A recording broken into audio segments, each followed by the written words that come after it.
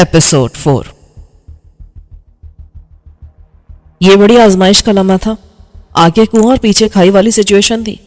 अगर मैं हमदर्दी या प्यार से काम लेता तो उसके अंदर जमा होने वाले दुख का गुबार किसी आतिशफिशा के लावे की तरह धमाके से निकलता और उसके बाद पता नहीं क्या होता। वो मुझसे चिमट जाती या फिर बेहोश हो जाती, या शायद दोनों ही काम कर गुजरती। अगर मैं दिल पत्थर करके सख्ती से काम लेता तब भी शायद यही होता, मगर ज़रा मुख्तलिफ अंदाज में। वो चिल्लाने लगती, मुझे गालियां देती, बेरहम जानवर या सफाक और पत्थर दिल वगैरह कह सकती थी। दिमाग को हाजिर करते हुए मुझे इस मुश्किल का हल भी सूझ ही गया। मैंने कहा, देखो लड़की, ऐसे सिर्फ रोने धोने से बात नहीं बनेगी।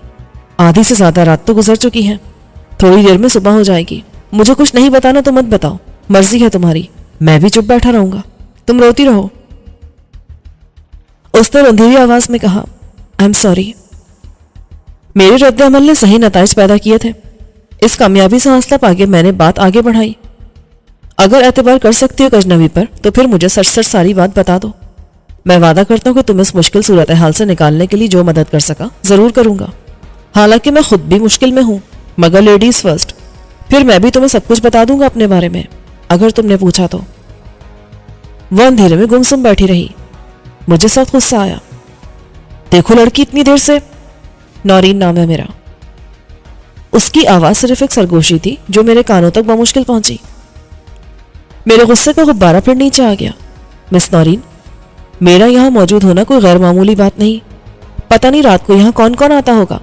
इस वक्त भी क्या मालूम इतनी बड़ी हवेली के दूसरे हिस्सों में और कौन कौन है। लेकिन तुम जैसी नई नवेली दुल्हन का यहाँ पाया जाना बिल्कुल नाकाबिले फहम सी बात है।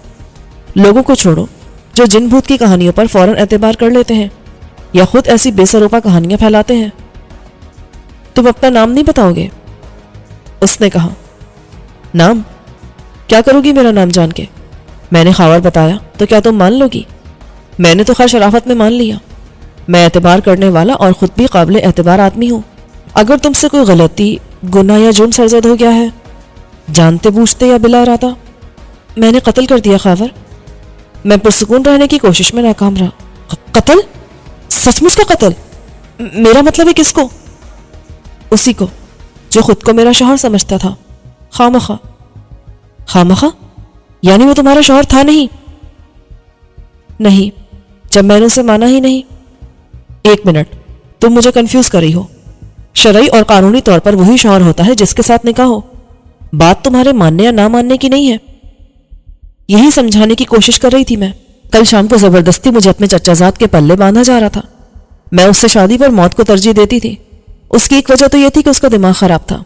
मेरा मतलब यह नहीं कि वो पागल था। वो ज़हनी तौर पर पसमानदा था। बड़ी मुश्किल से 8वीं जमात तक पढ़ सका था, वो भी ऐसे कि बाप ने मिल मिला के और दे दिला के अगली जमात में बिठा दिया था। उसे पढ़ना कहते हैं क्या? खुद तुमने कितना पढ़ा हुआ है? मैंने पूछा। BA तक। मेरी बड़ी ख्वाहिश थी कि MA करूं। माँ बाप होते तो शायद ये ख्वाहिश भी पूरी हो जाती, मगर वो तो बचपन में ही मर गए। उस वक्त मैं 7 साल की थी। ये चचा मेरा सरपरस्त मुकर्रर कर दिया गया। कानून के मुताबिक माँ बाप ना रहे तो दादा या दादी में से किसी को सरपरस्त मुकर्रर किया जाता है जब तक बच्चा बालिग ना हो जाए। उनके बाद चचा का नंबर आता है। इधर मैं अपने माँ बाप की इकलौती औलाद थी, दूसरी तरफ चचा का वही एक बेटा था, एक अंडा, और वो भी गंदा। सूरत की बदसूरती को तो मैं बर्दाश्त कर सकती थी, लेकिन वो बदकिरदार भी था। तुम्हारे माँ बाप का इंतकाल कैसे हुआ था? किसी हादसे में, यही बताया गया था मुझे। क्या करते थे वो, मतलब तुम्हारे वालिद? नहरों के ठेकेदार थे। नहरें बनाना, उनकी मरम्मत और देखभाल। पर तुम क्यों पूछ रहे हो? मेरे वालिद भी नहर के महकमे के चीफ इंजीनियर थे। तुम्हारे वालिद ने माल तो बहुत बनाया होगा। उसने कुछ बुरा माना। यह ख्याल तुम्हें कैसे आया? मिस नौरीन, 2 और 2 4 होते हैं। आखिर तुम्हारा वो चचा क्यों तुम्हें जबरदस्ती अपने पागल बेटे के पल्ले बांधना चाहता था? जाहिर है इसीलिए कि वो सब कुछ उसे मिल जाए जो तुम्हारा था, और तुम सारी उम्र उस पागल को पालती रहो। इसके अलावा भी मेरे इनकार की एक वजह थी, बल्कि 2। क्या मैं बहुत खूबसूरत हूं? मैं इस गैर मुतवक्को सवाल के लिए बिल्कुल तैयार नहीं था। खूबसूरत? मैं क्या बताऊं, अभी मैंने देखा ही कहा है तुम्हें। इस सवाल का जवाब सुबह होने के बाद दूंगा, लेकिन दूसरी वजह बता सकता हूं। अच्छा, क्या थी दूसरी वजह? तुम किसी और को चाहती थी। Am I right? तुम्हें कैसे मालूम हुआ? मिस नौरीन, ऐसा ही होता है, ये आम सी बात है। گھر گھر کی کہانی، فلموں میں بھی دیکھا ہے۔ ٹھیک کہتے ہو تم، مجھے محبت تھی سلمان خان سے۔ یا میرے خدا، کیا پاکستان کی سب لڑکیاں پاگل ہو گئی ہیں؟ سلمان خان، عامر خان، شاہ رخ خان، ان سب پر فرق تو ہے، آخر ہمارے ملک کے نوجوان بھی تو ہیں۔ وہ خفگی سے بولی، کیا وہ کترینہ کیف اور کرینہ کپور کے پیچھے پاگل ہے؟ ایک سے بڑھ کر ایک چمار نظر آنے والا بھی۔ یہ سلمان میری سہیلی کا بھائی تھا، وہ بھی BA پاس تھا مگر بے روزگار تھا۔ گلا مجھے تقدیر سے نہیں، اس سے ہے۔ بڑے دعوے کرتا تھا وہ محبت کے، کہتا تھا میری خاطر وہ ساری دنیا سے لڑ سکتا ہے، سب کچھ چھوڑ سکتا ہے۔ ہم اسی حویلی میں ملتے تھے، 3 سال ملتے رہے۔ مجھ پر جنون سوار تھا BA پاس کرنے کا۔ وہ نوکری تلاش کرا تھا، لیکن ایک فطور تھا اس کے دماغ میں، وہ نوکری نہیں افسری چاہتا تھا۔ میں نے بہت سمجھایا کہ ہر شخص ترقی پا کے افسر بنتا ہے، اور براہ راست افسر بننا ہے تو مقابلے کا امتحان دے، لیکن اس نے کچھ بھی نہیں کیا، ایسے ہی وقت ضائع کرتا رہا۔ بات کاٹنے کی معافی چاہتا ہوں مس نورین، وہ تم سے محبت بھی کرتا رہا اور تمہارے پلے سے عیش بھی کرتا رہا، تم اس نکمے عاشق کو پالتی رہی۔ دیکھو، میرے زخموں پر نمک مت چھڑکو، محبت میں ایسا ہی ہوتا ہے، میں نے پیسے کو کبھی اہمیت نہیں دی تھی۔ تمہارا یہ ظالم چچا تمہیں کافی پاکٹ منی دیتا تھا؟ وہ مجھے کچھ نہیں دیتا تھا، اس کے بس میں ہوتا تو ایک پیسہ تک نہ دیتا، مگر میں اس کی محتاج نہیں تھی۔ ہر مہینے میرے بینک اکاؤنٹ میں کافی رقم آ جاتی تھی۔ سلمان میرا تھا، میں سمجھتی تھی کہ میرا پیسہ اس کا ہے، اس نے جب جتنا مانگا میں نے دے دیا، اور وہ ایک پیراسائٹ بن کے پلتا رہا، تم سے عشق کی پوری قیمت وصول کرتا رہا۔ بے غیرت انسان، خدا کے لیے ایسا مت کہو، اسے واقعی محبت تھی مجھ سے، اور محبت میں اعتماد ہی بنیاد ہوتا ہے۔ میں نے اس پر کبھی شک نہیں کیا، میں مطمئن تھی کہ چچا کچھ نہیں کر سکتا۔ اس کے عزائم کا اندازہ تو مجھے بہت پہلے سے ہی تھا، میں نے اسے مطمئن رکھا۔ BA کرنے تک اور اپنی سعادت مندی کے باعث ہر رعایت حاصل کرتی رہی، بلکہ عیش کرتی رہی۔ میں ڈرتی تھی کہ چچا کو ذرا بھی شک ہوا تو وہ فوراً نکاح پڑھوا دے گا میرا اس پاگل سے۔ جب میں نے BA پاس کر لیا تو چچا نے ایک طرح سے مجھے نوٹس دے دیا کہ بس اب بہت ہو چکی پڑھائی۔ چچی نے بھی میری MA کرنے کی خواہش مسترد کر دی، انہوں نے کہا MA تو شادی کے بعد تم پرائیویٹ طور پر امتحان دے کر بھی کر سکتی ہو۔ کیا تمہیں اپنے سلمان خان کے ساتھ فرار ہو کر شادی کرنے کا کبھی خیال نہیں آیا؟ مجھے اس کا موقع ہی نہیں ملا، ارادہ تو میرا یہی تھا کہ میں اس کے ساتھ بھاگ جاؤں گی، مجھے روکنے والا تھا کون؟ جب میں نے محسوس کیا کہ اب سر پر آن پڑی ہے تو میں نے سلمان کو یہاں بلایا، مگر وہ دبئی گیا ہوا تھا۔ یہ بھی کوئی جگہ ہے رومانس کے لیے ایسے ماحول میں؟ وہ سختی سے بولی، خاور صاحب، فلمی دنیا کے رومانٹک ماحول اور عملی زندگی میں بڑا فرق ہوتا ہے۔ ہم یہاں اس لیے ملتے تھے کہ کسی کی نظر میں آنے سے محفوظ رہیں، ورنہ یہاں دریا کا کنارہ ہے، وہ باغ جو لب مہران کہلاتا ہے۔ اس کے باوجود چچی کو شک تھا۔ شک تو سب کو فوراً ہو جاتا ہے۔ کہ تم کیسے جانتے ہو؟ ذاتی تجربے کی بنا پر کہہ رہے ہو؟ نہیں، وہ کتابوں میں ایسے ہی لکھا ہے نا کہ عشق اور مجھ چھپائے نہیں چھپتے۔ تم آگے بولو۔ 1 ہفتے بعد میں نے اسے پیغام بھیجا کہ بس اب مزید انتظار کی گنجائش نہیں ہے، چلو ہم نکل جاتے ہیں۔ وہ گھبرا گیا، کہنے لگا نکل کے کہاں جائیں گے؟ تمہیں لے کر میں کہاں جاؤں گا اور کیا کروں گا؟ میں نے کہا ہم کورٹ میرج بھی کر سکتے ہیں اور نکاح بھی پڑھوا سکتے ہیں، آخر بالغ ہیں ہم دونوں، اور بعد میں کیا ہوگا اس کی فکر مت کرو، ہم دونوں مل کے کچھ کر لیں گے۔ میں BEd کر کے ٹیچر بن جاؤں گی، میرے اکاؤنٹ میں کافی پیسے ہیں، لیکن اس سے زیادہ چچی کے لاکر میں زیور ہے۔ میں جانتی ہوں چچی کا زیور دراصل میری ماں کا زیور ہے، وہ بھی مل جائے گا۔ اس کی چابی تو رہتی چچی کے پاس ہے، لیکن وہ ہے میرے نام پر، کیونکہ چچی خود تو ان پڑھ ہے۔ بینک مینیجر جانتا ہے کہ سائن میں ہی کرتی ہوں۔ چابی چرانا کوئی مشکل کام نہیں تھا، لیکن سلمان ڈر گیا، کہنے لگا ہم پکڑے جائیں گے، میرے خلاف تمہارے اخوا کا مقدمہ درج ہو جائے گا، چاہے بعد میں کورٹ ہمارے حق میں فیصلہ کرے اور پولیس کو بھی کہے کہ ہمیں قانونی تحفظ فراہم کیا جائے، مگر اس سے کچھ نہیں ہوتا۔ پولیس ساری عمر تو ہماری سیکیورٹی کے لیے گارڈز فراہم نہیں کر سکتی، بعد میں سب مار دیے جاتے ہیں۔ دراصل وہ بہت کم ہمت بھی تھا، اسے یہ بھی ڈر تھا کہ میرے خلاف چوری اور فراڈ کا کیس بن جائے گا۔ اس نے مجھے بتایا کہ عدالت سے انصاف ملتا ہے بعد میں، اس سے پہلے پولیس کیا کرتی ہے۔ تنگ آ کر میں نے اس سے کہا چلو پھر ہمت کرو، چچا سے میرا رشتہ مانگنے آ جاؤ، میں دیکھتی ہوں وہ کیسے انکار کرتے ہیں۔ سلمان نے میری بات مان لی، مگر میرے چچا نے اسے باتوں میں لگا کے اپنے 2-4 بندے بلا لیے۔ اوپر سے آ گئی پولیس، ان سب نے مل کر اسے بہت مارا، دھمکی دی کہ اگر وہ باز نہ آیا تو اس کی شادی شدہ بہن کو اغوا کر لیا جائے گا اور اسے 1 رات تھانے میں رکھا جائے گا، تو سلمان خان کا سارا عشق کا بخار اتر جائے گا۔ کاش اس کے لیے وہ لفظ میں استعمال کر سکتا جو انتہائی بزدل کے معنی میں بولا جاتا ہے۔ میں نے کہا اس نے تو فوراً توبہ کر لی ہوگی، کان پکڑ لی ہوں گے، کیا آئندہ اس کا باپ بھی عشق نہیں کرے گا؟ ایسی بات نہیں ہے، بعد میں مجھے اس کا پیغام ملا تھا کہ میں نے تمہاری بات نہ مان کے غلطی کی تھی، ہمیں بھاگ کے شادی کر لینی چاہیے تھی۔ میں نے کسی طرح سے جواب بھجوا دیا کہ فکر نہ کرو، ایسا ہی ہوگا، مگر چچا نے مجھے بھی بہت مارا اور کمرے میں قید کر دیا۔ صرف چچی صبح شام مجھے کھانا دینے کے لیے دروازے کا تالا کھول کر اندر آتی تھی۔ اس نے تو میری خودکشی کے امکانات بھی نہیں چھوڑے تھے، چھری کیا، معمولی سی رسی بھی نہ تھی کہ میں پھانسی لٹک جاؤں۔ یعنی ارادہ تھا تمہارا خودکشی کا؟ کبھی نہیں، بالکل بھی نہیں۔ ہاں یہ خیال ضرور آتا تھا کہ میں اس بڑھیا کا گلا گھونٹ دوں جو میری چچی کہلاتی ہے۔ اس نے بڑی پھرتی دکھائی، 1 ہفتے کے اندر اندر شادی کے سارے انتظامات مکمل کر لیے۔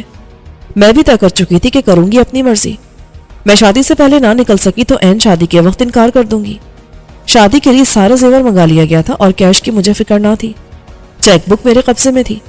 میں نے سلمان کو پیغام بھجوا دیا تھا کہ وہ رات کو یہاں آ کے میرا انتظار کرے، میں کسی بھی وقت آ جاؤں گی اور صبح ہونے سے پہلے پہلے ہم نکل جائیں گے۔ اس کا جواب بھی آ گیا تھا کہ میں تیار ہوں۔ تو پھر وہ آیا کیوں نہیں؟ میں نے طنز سے پوچھا۔ میں کیا کہہ سکتی ہوں کہ اس کے ساتھ کیا ہوا؟ چچا بہت کمینہ آدمی ہے، ادھر اس نے مجھے نکاح کی تاریخ کا بھی پتہ نہیں چلنے دیا۔ وہ ڈرتا ہوگا کہ میں بھاگ جاؤں گی، کیا پتا اس نے سلمان خان کا بھی کوئی ایسے ہی بندوبست کرا دیا کہ وہ یہاں نہ پہنچ سکے۔ عین وقت پر چچی نے مجھے تیار کیا، زیور پہنایا اور ایک کمرے میں بٹھا دیا۔ قاضی سے لے کر وکیل اور گواہ تک سب اس کے اپنے تھے۔ جب رسمی طور پر وہ مجھ سے پوچھنے آئے تو میں نے صاف کہہ دیا کہ مجھے یہ نکاح منظور نہیں ہے۔ آہستہ سے نہیں، چیخ کر بتایا، مگر وہ سور کا بچہ سر ہلا کر چلا گیا اور باہر جا کر یہ کہہ دیا کہ لڑکی نے اقرار کر لیا ہے۔ تم بتاؤ، کیا یہ نکاح ہو گیا؟ بالکل ہو گیا، قانونی طور پر بھی اور شرعی طور پر بھی، کیونکہ تم اپنے وکیل کو جھوٹا ثابت نہیں کر سکتی۔ شرعی طور پر نکاح کیسے ہو گیا؟ وکیل نے وہ نہیں کہا جو میں نے کہا تھا۔ دنیا نے تو یہی سنا ہوگا کہ تم راضی ہو۔ یوم حشر جو سزا انہیں ملے گی وہ تو بہت دور کی بات ہے، یہاں دنیا میں زبردستی میرے نکاح سے انکار کے باوجود مجھے ایک پاگل شخص کی بیوی بنا دیا گیا۔ زبردستی؟ میں نے سر کو جا کر کہا، یہ تو غالباً حدود آرڈیننس کا کیس بنتا ہے، مگر میں نے تو اسے 302 کا کیس بنا دیا ہے۔ جب اس کے ساتھ مجھے حجلہ عروسی میں بند کر دیا گیا، اس جانور کے ساتھ، تو اس پر وحشت سوار ہونے لگی۔ وہ اتنا بھی دیوانہ نہیں تھا کہ اسے معلوم نہ ہوتا کہ شب عروسی میں ہوتا کیا ہے۔ پہلے تو میں نے اسے سمجھانے کی کوشش کی، اس سے کہا کہ میں نے انکار کر دیا تو شرعی اور قانونی طور پر یہ نکاح نہیں ہوا، نہ میں اس کی بیوی ہوں نہ ہی وہ میرا شوہر ہے۔ مگر اس میں اتنی سمجھ تھی کہاں، وہ یہی کہتا رہا کہ تم میری بیوی ہو اور تمہیں میرے ساتھ رہنا پڑے گا۔ میں اس کے حملوں سے بچتی رہی اور اسے صاف بتا دیا کہ وہ کسی خوش فہمی میں نہ رہے، میں اس رشتے کو تسلیم ہی نہیں کرتی، وہ زبردستی مجھے اپنی بیوی بنا کر نہیں رکھ سکتا۔ میں سلمان سے محبت کرتی ہوں اور اسی سے شادی کروں گی۔ اس پر میری کسی بات کا اثر نہ ہوا۔ وہاں دودھ کا بھرا ہوا گلاس رکھا تھا، وہ میں نے اس پر کھینچ مارا۔ اس کا جنون بڑھ گیا، وہ میری طرف آتا تو میں بیڈ سے کود کے دوسری طرف اتر جاتی۔ ایک بار میں نیچے گھس گئی، اس نے ٹانگ پکڑ کر مجھے کھینچا، میں نے اس کے منہ پر لات ماری، پھر مجھے ایک طرف رکھے ہوئے پھل نظر آ گئے، ان کے ساتھ چھری بھی تھی۔ میں نے وہ اٹھا لی اور کہا، دیکھو میں اپنا گلا کاٹ لوں گی۔ اس نے ایک بڑی بے شرمی کی بات کی، پھر اس نے مجھ پر حملہ کیا اور مجھے نیچے گرانے میں کامیاب ہو گیا۔ ابھی میں کھڑی بھی نہ ہوئی تھی کہ وہ پھر بھوت کی طرح مجھ سے چمٹ گیا۔ ایسا کئی بار ہوا، میں نے جانتے بوجھتے اس پر وار نہیں کیا، مجھے اس کی مہلت ہی کہاں ملی تھی، بس ایسا خود بخود ہی ہو گیا۔ چھری اس کی پسلیوں میں اتر گئی، وہیں دل کے پاس۔ اس نے ایک چیخ ماری لیکن وہ کمرہ اوپر تھا، نیچے کچھ مہمان جاگ رہے تھے، کچھ سو رہے تھے۔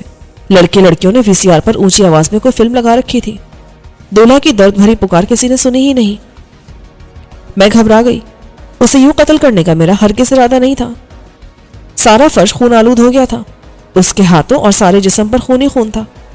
میں ایک طرف کھڑی اسے دم توڑتے دیکھتی رہی، میرا ارادہ اس کو یوں قتل کرنے کا بالکل نہیں تھا۔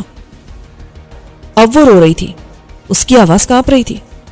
میں نے بے حسی سے کہا، تمہارا ارادہ تو تھا اسے مارنے کا، ورنہ تمہیں اس کو قبول کرنا پڑتا۔ ہاں، زبان سے میں نے بارہا کہا، اس کو ڈرانے کے لیے بھی کہا، لیکن قتل کرنے کے لیے میرے پاس تھا ہی کیا، نہ پستول نہ چاقو۔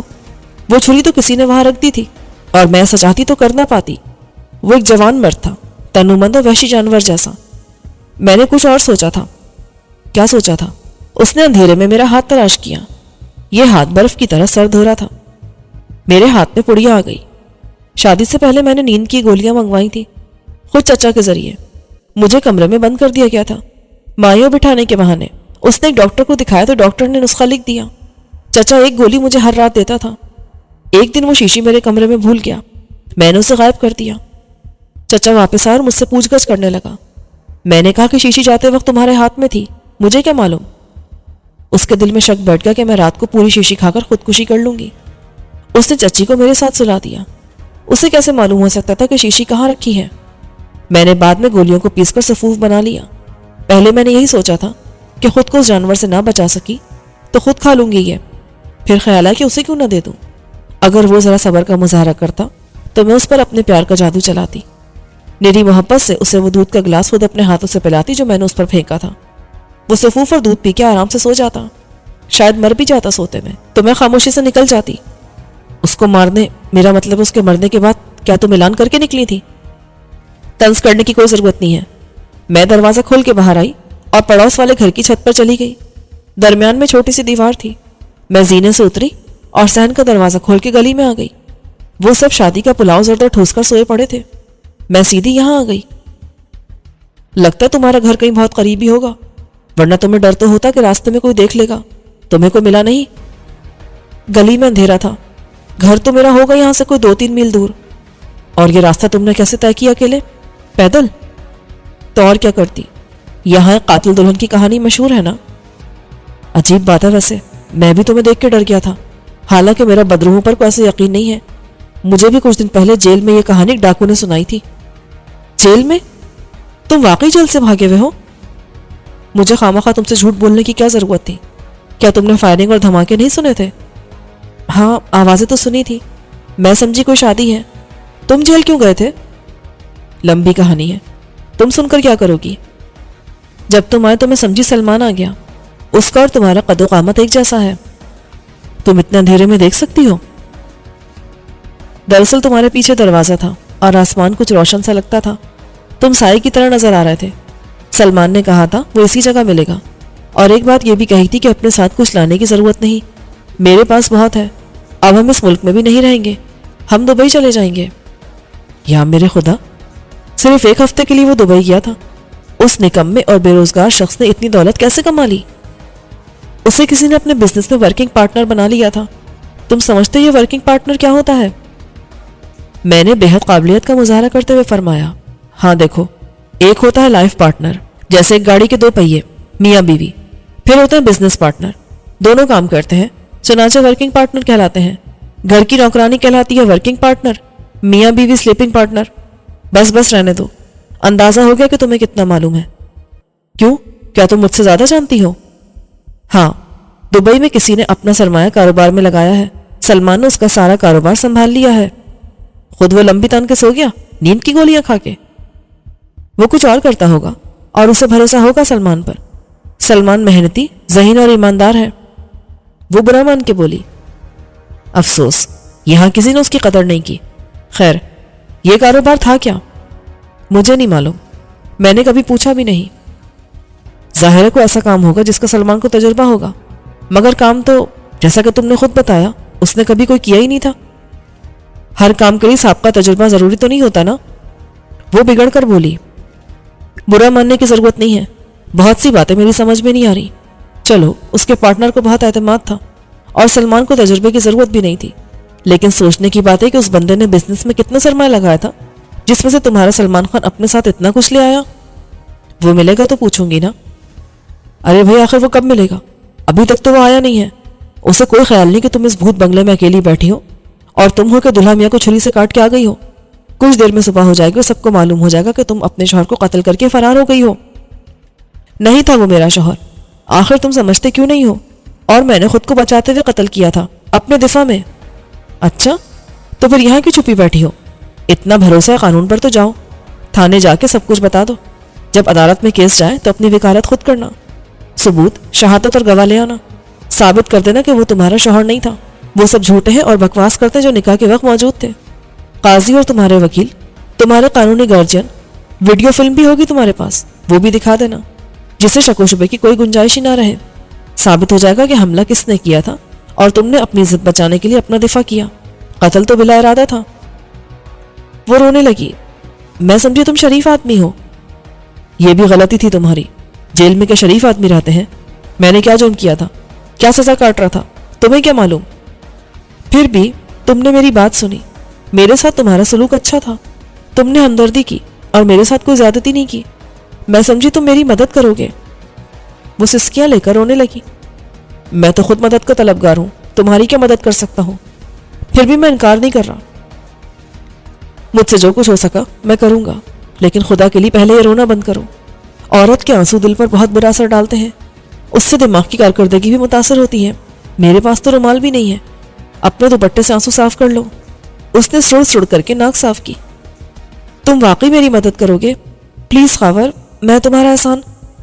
لا حول ولا قوت، احسان گیا بھاڑ میں، ابھی تو میں صرف یہ سوچ رہا ہوں کہ تمہاری کیا مدد کروں اور کیسے۔ دیکھو زیادہ سے زیادہ 1-1.5 گھنٹے میں صبح ہو جائے گی۔ دیکھو تم صرف اتنا کرو کہ سلمان کے گھر چلے جاؤ، وہاں تمہیں کوئی نہیں پہچانتا، تمہارے لیے ڈرنے کی کوئی بات نہیں۔ ڈرنے کی بات تو ہے، میری بھی دشمن ہے باہر، اگر میں واپس نہ آ سکا تو پھر تو کوئی بات نہیں، تم سلمان کو کہہ دینا کہ نورین تمہارا انتظار کر رہی ہے، میں سلمان کے گھر کا پتہ تمہیں سمجھا دیتی ہوں۔ جب تک وہ نہیں آئے گا میں اکیلی یہاں سے نکل کے کہیں نہیں جاؤں گی، چاہے کچھ بھی ہو جائے، میں اس کا یہی انتظار کرتی رہوں گی، آج نہ صحیح کل پرسوں میں یہی ملوں گی۔ ظاہر ہے تم وہاں مجھے اپنے ساتھ نہیں لے جا سکتے، لیکن یہ تو کر سکتے ہو کہ کل رات کو مجھے اتنا بتا دو کہ سلمان ملا یا نہیں، ملا تو اس نے کیا کہا، کیا بتایا کہ وہ کیوں نہ آ سکا، اور آخر وہ کب آئے گا۔ ایک دن تو میں بھوک پیاس کے ساتھ گزار لوں گی، کل جب تم آؤ تو کچھ کھانے پینے کو بھی ساتھ لیتے آنا۔ او میرے خدا، کتنا بولتی ہو تم، اور بلا وجہ سوچے سمجھے بغیر۔ آخر یہ کیوں فرض کر لیا تم نے کہ میں تمہارے سلمان خان سے ملنے ضرور جاؤں گا؟ وہ مایوسی اور خفت سے بولی، تو کیا تم نہیں جاؤ گے؟ آخر کیوں؟ اس لیے مس نورین کہ میں بھی تمہاری طرح یہاں چھپ کر رہنے پر مجبور ہوں، اگر میرے لیے باہر جانا ممکن ہوتا تو میں تمہیں بھی لے جاتا، یا تمہارے سلمان خان کو بھی کان سے پکڑ کر یہاں لے آتا۔ تمہیں ایسی کیا مجبوری ہے؟ کتنی بار بتاؤں کہ میں جیل سے بھاگا ہوا مجرم ہوں، یہی مجبوری ہے جس کی وجہ سے میں یہاں بیٹھا ہوں تمہارے پاس، اس بھوتوں والی حویلی میں۔ اب تو میرا خیال ہے کہ یہاں بھوت بھی نہیں رہتے ہوں گے، ایسی بےہودہ گندی جگہ ہے یہ، جس کا گھر نہ ہو وہ بھی فٹ پاتھ پر سو جاتا ہے، پارک میں کسی دکان کے تھڑے پر سو جاتا ہے، لیکن یہاں نہیں آتا۔ میں اور تم ایک ہی کشتی کے مسافر ہیں نورین۔ کیا مطلب؟ تم نے کسے قتل کیا؟ اپنی بیوی کو؟ مگر تم دلہا تو نہیں لگتے۔ میں نے اپنے سر پر ہاتھ مارا۔ یار نہ میں کسی کا شوہر ہوں اور نہ ہی کوئی میری بیوی تھی جسے میں قتل کر سکتا، میں نے ابھی تک شادی نہیں کی اور نہ ہی آئندہ کرنے کا ارادہ ہے۔ تو پھر جیل کیوں گئے تھے؟ میری مرضی، شوق تھا مجھے جیل جانے کا۔ تمہاری بات میں نے سن لی اور اس پر یقین بھی کر لیا، لیکن مجھے معلوم ہے کہ تم میری بات نہیں مانو گی۔ تمہیں کیسے پتا؟ میری بات آج تک کسی نے نہیں مانی، پھر بتانے کا فائدہ کیا؟ جیل سے بھاگنا تو بہت مشکل کام ہوتا ہے نا؟ ہاں، خود میں کبھی ہمت نہ کرتا، سوچتا بھی نہیں، لیکن میرے ساتھ کچھ ڈاکو تھے، ان کا سردار تھا رستم، گاما رستم، اسے مجھ سے کچھ ہمدردی تھی، شاید وہی ایک شخص تھا جس نے میری بات سنی اور اس پر اعتبار بھی کیا۔ اس کے کچھ ساتھی باہر تھے، انہوں نے جیل پر حملہ کیا، وہ اپنے سزا یافتہ ساتھیوں کو رہا کرانے آئے تھے، ورنہ انہیں پھانسی ہو جاتی۔ افراتفری میں مجھے بھی دوسرے بہت سے لوگوں کے ساتھ نکلنے کا موقع مل گیا۔ رستم نے مجھے اس جگہ کا پتہ بتا دیا تھا کہ یہاں مجھے کوئی تلاش کرنے نہیں آئے گا، میں سیدھا یہاں کر چھپ گیا۔ یہاں پہلے سے میں موجود تھی۔ عجیب بات ہے، اگر میں نے سنا ہوتا کہ یہاں کوئی سرکٹا گورا فرنگی ہاتھ میں سر لیے پھرتا ہے تو شاید وہ مل جاتا، قاتل دلہن کا سنا تو وہ مل گئی۔ پتہ بھی کیا ہوا جب میں آ رہی تھی؟ وہ ہنس پڑی۔ کیا پاگل لڑکی ہے یہ، ابھی رو رہی تھی اب ہنس رہی ہے۔ میں نے دل میں سوچا، میرا لباس تو تم دیکھ ہی رہے ہو، ایک چھری بھی میرے ہاتھ میں تھی۔ میں گلی سے نکلی تو ایک بندہ اپنے گھر کے دروازے پر بیٹھا تھا، بوڑھا آدمی تھا، وہ اٹھ کر اندر بھاگا۔ اس کے بعد ایک شخص شاید سوتے سے اٹھا تھا، دیوار کی طرف منہ کیے بیٹھا تھا، وہ پلٹا تو زاربند باندھتا ہوا دوڑا اور دیوار پھاند گیا۔ آخری آدمی ایک مولوی تھا، اس حویلی سے کچھ فاصلے پر ملا تھا، وہ زور زور سے لاہور پڑتا ہوا بھاگ گیا۔ کمال ہے، تمہیں یہ لطیفے سنانے کی سوچ رہی ہے، یہ فکر نہیں کہ اب ہوگا کیا، میرا دماغ خراب ہو رہا ہے، تمہیں کوئی ڈر نہیں؟ وہ ایک دم چپ ہو گئی۔ I am sorry. کچھ دیر ہم خاموش بیٹھے رہے، پھر نورین نے کہا، خاور کچھ سوچا؟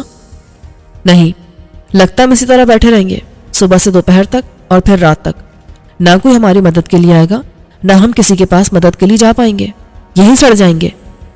یہ کیسی باتیں کر رہے ہو تم؟ جیسی لوگ کرتے ہیں، اب تک ایک دلہن کا قصہ چل رہا تھا، آئندہ لوگ ایک بھوت بھی دیکھیں گے جیل کے کپڑوں میں۔ میری جیب میں پھوٹی کوڑی نہیں ہے، پکڑے جانے کا ڈر الگ ہے۔ سنو، کچھ پیسے ہیں میرے پاس، مجھے منہ دکھائی میں ملے تھے، میرے بیگ میں ہوں گے شاید، اور یہ میرا زیور 3-4 لاکھ کا تو ہوگا۔ سونا بہت مہنگا ہو رہا ہے۔ اس زیور کا میں کیا کروں گا؟ جا کے سناروں کو جگاؤں اور کہوں کہ دلہن کا زیور ہے، اس نے اپنے شوہر کا خون کر دیا اور وہ بیچنا چاہتی ہے۔ تم پاگل ہو گئی ہو کیا؟ پاگل تو تم خود ہو گئے ہو، میں نے تو ایسی کوئی بات نہیں کی کہ ابھی جا کر میرا زیور بیچو۔ وہ چیخ کے بولی، پھر اپنا بیگ میری طرف پھینک دیا۔ نکال لو اس میں جتنے پیسے ہیں۔ کہ تمہارے پیسے لے کر میں کیا کروں گا؟ جو جی چاہے کرو، لیکن اب تم مجھے اس طرح چھوڑ کر نہیں جا سکتے۔ وہ تو مجھے معلوم ہے، اگر سلمان آ جائے تو میں اس کے ساتھ چلی جاؤں گی، اس کے بعد تمہاری مرضی۔ میں وعدہ کرتی ہوں کبھی کسی کو تمہارے بارے میں کچھ نہیں بتاؤں گی، سلمان کو بھی نہیں بتانے دوں گی۔ بس تم ایک بار جا کر اسے بتا دو کہ میں یہاں ہوں۔ اوکے اوکے، میں جاتا ہوں، مگر ابھی نہیں، رات کا وقت ہے اور پولیس ابھی ہر طرف نظر آئے گی۔ تھوڑی سی روشنی ہو جائے، سڑک پر اور لوگ بھی نظر آنے لگے، پھر میں نکلتا ہوں۔ ٹھیک ہے، تم پہلے جا کے کھانے پینے کو کچھ لے آؤ، کل رات کو بھی میں نے کچھ نہیں کھایا تھا، پریشانی میں تھی نا، بہت دیر سے پیاس بھی لگ رہی ہے۔ میں خاموش رہا تو وہ بولی، تم جان چھوڑانا چاہتے ہو مجھ سے؟